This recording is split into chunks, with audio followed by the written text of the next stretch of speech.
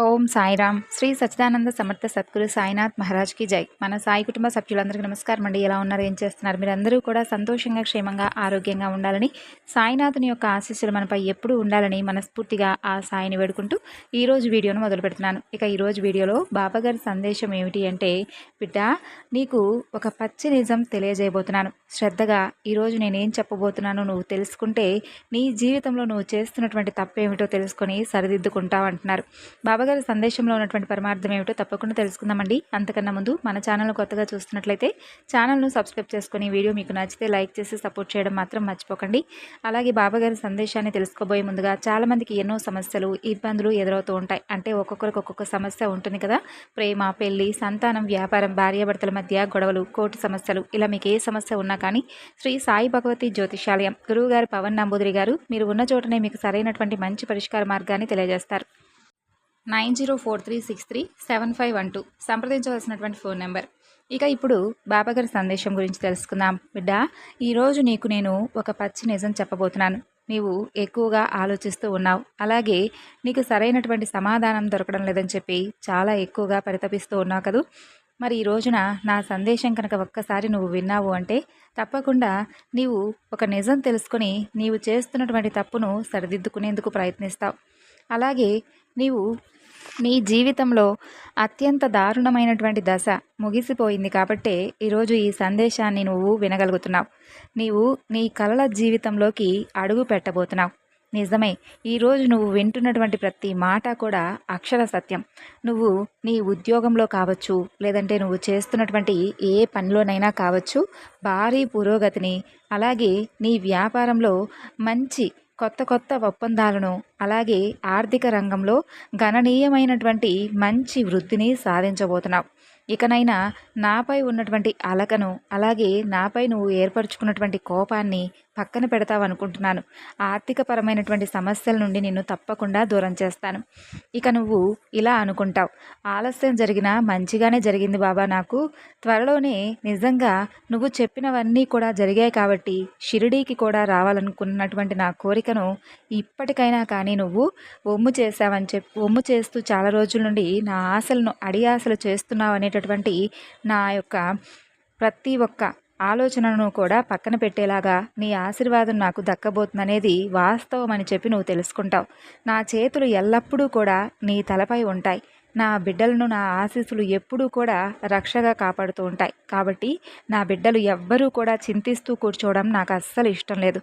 నేను ఎల్లప్పుడూ కూడా మీతోనే ఉంటున్నాను అని మీరు ఎప్పుడైతే నమ్ముతారో అప్పుడు మీకు పుష్కలంగా నా అనుగ్రహం లభిస్తుంది.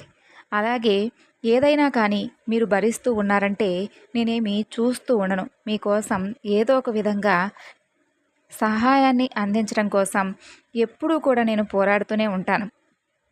పరిస్థితుల నుండి పారిపోతే ఎప్పుడూ కూడా ఎవరు జీవన పోరాటంలో గెలవలేరు. కాబట్టి ఎప్పుడు ఏ సమస్య పరిష్కారం అవ్వదు.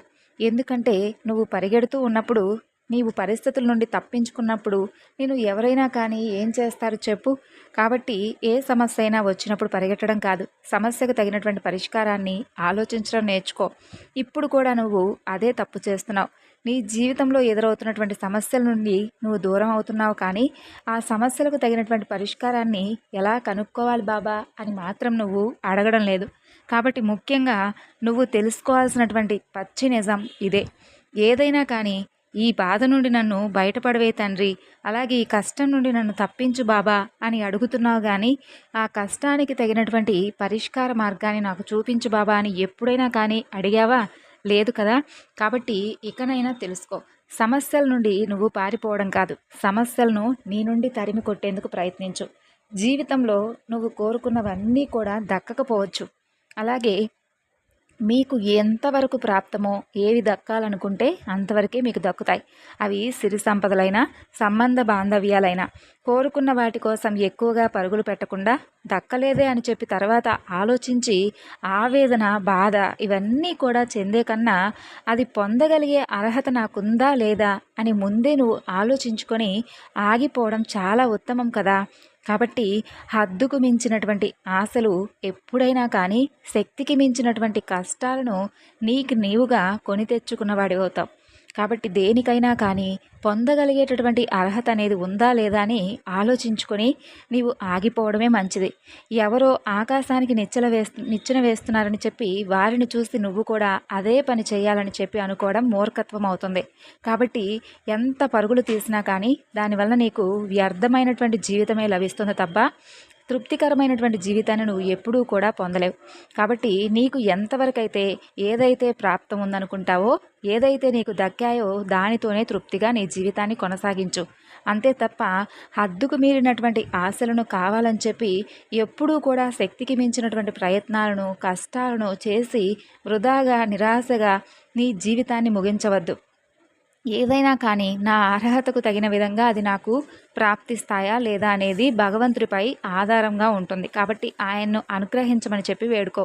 నువ్వు బాధలో ఉన్నావు కదా, అందుకే నీకు సహాయం చేద్దామని చెప్పి ఒక మంచి ధైర్యాన్ని అందించాలని చెప్పి ఈరోజు ఈ సందేశం ద్వారా నీ ముందుకు వచ్చాను. ఈ నిజాన్ని నువ్వు తప్పకుండా తెలుసుకోవాలని, నీ వద్ద నేను నిరూపించాలని చెప్పి ఈరోజు ఈ సందేశాన్ని నీకు వినిపిస్తున్నాను. ఏదైనా సమస్య నిన్ను బాధిస్తూ ఉన్నప్పుడు, ఇబ్బంది పడుతూ ఉన్నప్పుడు నువ్వు దానిని ఎవరికైనా చెప్పి నీ మనసును తేలికపరుచుకోవాలి కదా. మరి ఎవరికైనా అంటే ఎవరికి చెప్పుకోవాలి బాబా, ఎవరికి చెప్పుకున్నా కూడా ఎగతాళి చేస్తున్నారు, చిన్నచూపు చూస్తున్నారు అని నువ్వు అనుకుంటావేమో. మరి నీకంత సమస్య వచ్చి బాధిస్తున్నప్పుడు, నీకంత ఇబ్బందిగా ఉన్నప్పుడు ఎవరికో చెప్పడం ఎందుకు? భగవంతుడికే చెప్పుకొని భగవంతుడి పాదాలను ఆశ్రయించు. అలాగే పదే పదే నీ మనసు బాధగా ఉన్న ప్రతి క్షణం కూడా భగవంతుడిని దర్శించుకుంటూ ఉండు. అలాగే ఆయన పాదాలను ఎప్పుడైతే నువ్వు గట్టిగా పట్టుకొని విడిచిపెట్టకుండా ఉంటావో ప్రతిరోజు కూడా నీకు ఆయన ఏదో ఒక విధంగా నిన్ను జాగ్రత్తగా కాపాడుతూనే ఉంటాడు. కాబట్టి నీవు ఎప్పుడూ కూడా భగవంతుడి యొక్క నామస్మరణను చేస్తూ ఉండు. నీ సమయాన్ని నువ్వు ఎలా అయితే ఖర్చు చేస్తూ ఉంటావో అప్పుడు నీ జీవితం కూడా అలాగే వ్యర్థమైపోతూ, నీ జీవితంలో నువ్వు అనుకున్నవి కూడా అన్నీ వ్యర్థమైపోతూ ఉంటాయి. కాబట్టి ఈ సమయం పైనే నీ యొక్క జయాపజయాలు కూడా ఆధారపడి ఉంటాయని తెలుసుకో. సమయానికి నువ్వు నీ పనిని చక్కగా సజావుగా సాగిస్తూ ఉండు. ఎన్ని సమస్యలు, ఎన్ని ఇబ్బందులు ఎన్నైనా సరే ఉండని, వీటన్నిటి గురించి కూడా అతిగా ఆలోచిస్తూ ఉండమాకు. అలాగే ఒకరి కాలి కింద నీచంగా బ్రతికే బదులు లేచి నిలబడి నీ ప్రాణం విడిచిపెట్టడం మేలని చెప్పే సామెత వినే ఉంటావు కదా. కాబట్టి ఎవరి కిందో నువ్వు నీచంగా బ్రతికాల్సినటువంటి అవసరం నీకు లేదు. నీకై నువ్వు లేచి నిలబడి సంతోషంగా నీ పనిని నువ్వు చిన్న పనైనా కానీ ఆనందంగా కొనసాగించు. అలాగే దాంట్లో వచ్చేటటువంటి లాభం చిన్నదా పెద్దదా అని చూడవద్దు. ముందు ముందు రోజుల్లో నీకు అతి లాభం అనేది ఏం అవసరం లేదు. నీ అవసరాలకు, కుటుంబ సభ్యుల యొక్క అవసరాలకు, వీటన్నిటికీ సరిపడా ధనం ఉంటే చాలు. కాబట్టి అతిగా దేని గురించి ప్రయాసపడకుండా నీ పనిని నువ్వు సజావుగా సాగిస్తూ ఉండు. ఆశ కన్నా, ధనం కన్నా, సుఖం కన్నా, సంతోషాల కన్నా కూడా ధర్మం అనేది చాలా గొప్పదని తెలుసుకో. భగవంతుడు అడిగినవన్నీ కూడా ఇవ్వలేకపోవచ్చేమో, కానీ నీ తోడు ఎవరున్నా లేకున్నా, నువ్వు ఎవరికి నచ్చినా నచ్చకపోయినా ధర్మాన్ని మాత్రం ఎప్పుడూ కూడా విడిచిపెట్టకుండా నువ్వుంటే భగవంతుడు ఎప్పుడూ కూడా నిన్ను విడిచిపెట్టకుండా ఉంటాడు. కాబట్టి సుఖదుఖాలలో సంయమనం పాటిస్తూ అసూయ, అహంకార రహితమైనటువంటి మనస్తత్వాన్ని నీవు కలిగి ఉంటూ నిష్కామ కర్మలను చేస్తూ నిరంతరం కూడా భగవంతుడి ధ్యాసలో గడుపుతూ ఉండు. నువ్వు ఇష్టపడేటటువంటి దైవం నిన్ను తప్పకుండా ఇష్టపడుతూ ఉన్నాడు. కాబట్టి నువ్వు అనుక్షణం కుమిలిపోతూ ఉంటే చూడలేక ఇలాంటి బోలెడైన సందేశాలను నీ ముందుకు తీసుకొస్తున్నాడు. భగవంతుడు మెచ్చేటటువంటి మొదటి శ్రేణి భక్తుడు. కాబట్టి ఆ యొక్క భక్తుడు అంటే నిత్యం గుడికి వచ్చి పుష్పాలతో పూజించి తన దర్శనం చేసుకునేవాడు కాదు. కష్టాల్లో కృంగి విపత్తులతో నలిగిపోయేటటువంటి అభాగ్య జీవులకు అండగా ఉండి చేయూతనిచ్చి ఆదుకునేటటువంటి ఉదారమైనటువంటి హృదయం కలిగిన వాడే నిజమైనటువంటి భక్తుడు. వాడినే భగవంతుడు మెచ్చుతాడు. కాబట్టి ఎవరైతే, ఏ జీవైతే నీ ముందు విపత్తులతో, కష్టాలతో కృంగి కృషించిపోయేలాగా వారి మనసు, అలాగే వారి యొక్క జీవన విధానం నువ్వు చూసినట్లయితే చేయూతనందించి నీకు తగినటువంటి సహాయాన్ని ఎవరికైతే నువ్వు అందిస్తావో అప్పుడు నిన్ను భగవంతుడు మెచ్చుకుంటాడు. అలాగే ఆయన హృదయంలో నీకు పదిలమైనటువంటి స్థానాన్ని ఏర్పరుస్తాడు. ఈ విషయాన్ని తప్పకుండా తెలుసుకొని, ఇది జగమెరిగినటువంటి సత్యం కాబట్టి తప్పకుండా నీ ముందు ఎవరైతే కష్టాలలో కుమిలిపోయి ఉంటారో వారికి ఏదో ఒక విధంగా సహాయాన్ని అందించేందుకు నువ్వు ముందుండాలి. ఈరోజు చెప్పినటువంటి ఈ నిజాలన్నీ కూడా నువ్వు తెలుసుకున్నావు కదా.